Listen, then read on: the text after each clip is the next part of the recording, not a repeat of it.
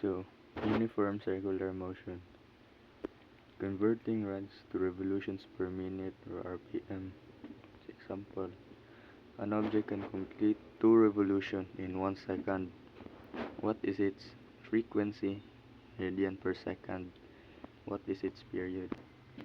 So note, an object rotating at 60 revolution per minute is also rotating at 2 pi radians per second or 1 hertz. Nota, itiman nina. So next, kung na itong solve na tayo given. Saan given niya? Ana siya ang object o makahuman og 2 ka revolution in 1 second. So, write na ito na siya as 2 revolution per second. And find na to unsa itong kailangan waon. What is its frequency in radians per second? So, bago na to ni ma-convert ang kaning radians per revolution per second, himon sa nato siya per minute. Kaya di na to ni makuha kag mag per second ta diretso. So, na conversion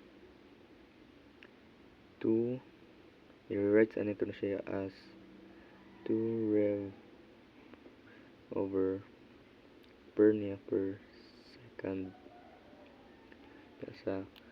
Sa 1 minute, pila man ka second? Di ba 60? Minute atong gamiton kay i-convert natin siya into minute. So, i-input natin siya sa calculator. 2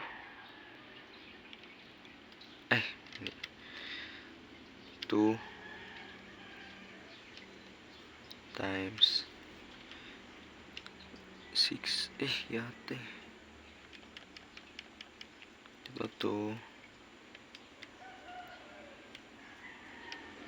60 over 1.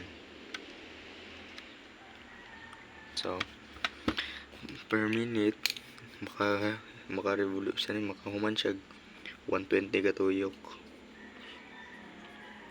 PM. Dire na ta kaning A na to mo nitong A, what is its frequency in radians? Ya kaning RPM na to himon i-convert nato ni siya og radian. Kaning 2 RPS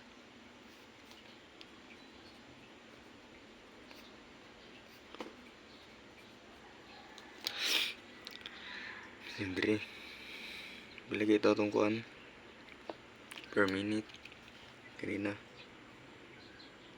120 RPM times so itong note sa 60 RPM is also rotating at 2 pi radians. So i-convert mo ito siya into radians kanina itong gamiton. Sige 2 pi radians per second. Kanya kung equal raman sila sa kaysa kuan man daw sa 2 pi radians maka-rotate po siya 60 RPM. So same ra diba? So itong i-over ni is 60 RPM. Input na ni sa calcu.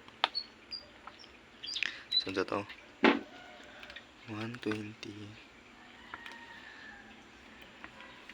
2 pi over 60.